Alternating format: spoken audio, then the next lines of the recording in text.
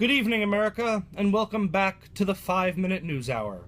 Our long national nightmare is over. I'm back to deliver the news. For those of you who have never joined the 5-Minute News Hour before, let me start by informing you that we are a very professional news organization that sources our material as best we can. In this current climate of professional journalism that has barely... Get out! Get out! Get out! Sorry about that. Welcome to the 5-Minute News Hour. My name is Brian Gartland. Tonight's top story. The entertainment world this week suffered devastating losses, with wrestling legend Virgil Dusty Rhodes Reynolds passing away at the age of 69.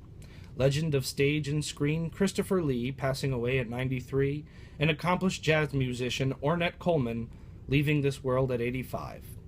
All victims of nature's most efficient killer, Robert Durst! Wednesday in Florida, a marine transportation vehicle traveling from Florida to New York with what multiple outlets described as filled with sharks crashed while transporting the Liam Neesons of the sea. One shark was killed in what authorities are calling an accident instead of the obvious attempted Ocean 9/11 that it was. You can all remain blind to the facts as long as you want, but when your grandkids are neck-deep in salt water and bound by the chains of an oppressive ocean overlord, don't say you weren't warned. Recent studies have revealed the centuries-old mystery behind why Swiss cheese has those little holes in it. Well, apparently, the holes are a result of tiny amounts of bacteria stuck on hay that used to be found in the buckets used for obtaining the milk from cows. Not from gnomes practicing fucking on cheese, like I was told. Dad. In sports news, the whole world saw LeBron James's brain and cock last night. Hockey is fun, and the Mets are in first place. It's all for sports. Fox head Rupert Murdoch announced this week that in the coming months he will step down, relinquishing control of the company to his son James. In a statement, Mr. Murdoch said, "The night is dark and full of terrors. The Lord of Light has let me know my time in charge is finished. I will enjoy my remaining years by terrifying and wiretapping my friends and family. Murdoch out."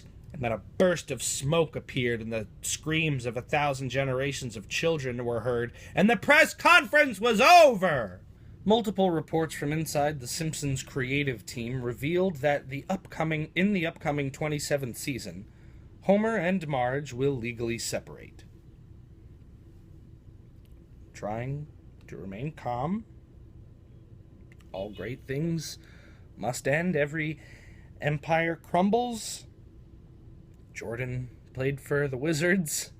George Carlin did Jersey Girl. Now, I'm sure that by the end of the episode they'll be back together. They wouldn't do it long term. I don't know why the creative team of writers and producers behind The Simpsons would want to take the only real example of lasting love and support that a lot of us have ever known and just poo and pee on it and flush it down the toilet for what? A story arc for Lena Dunham's guest spot for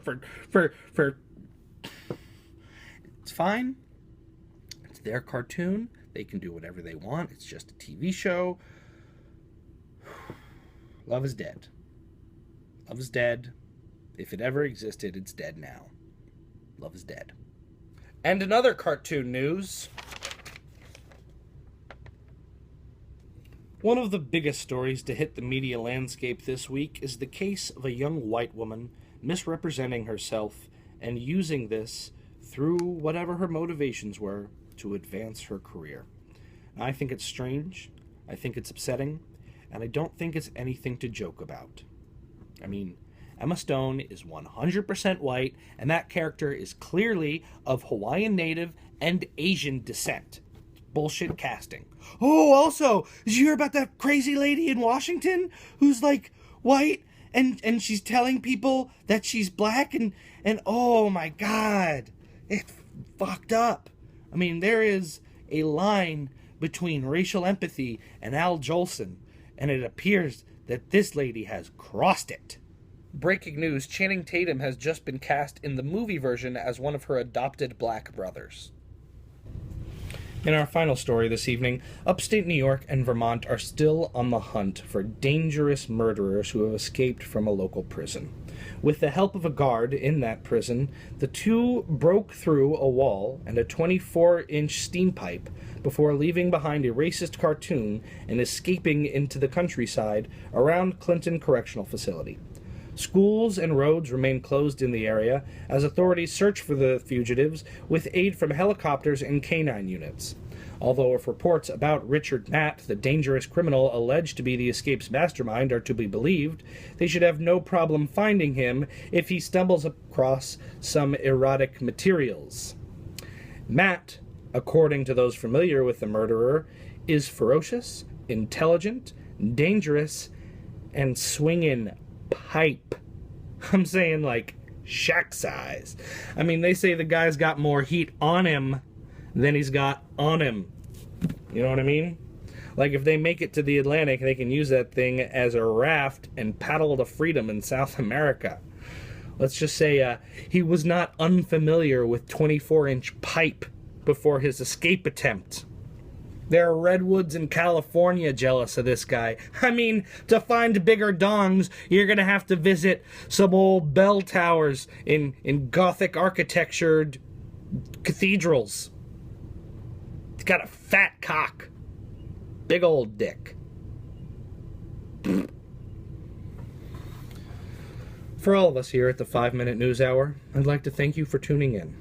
Have a good night and a great night.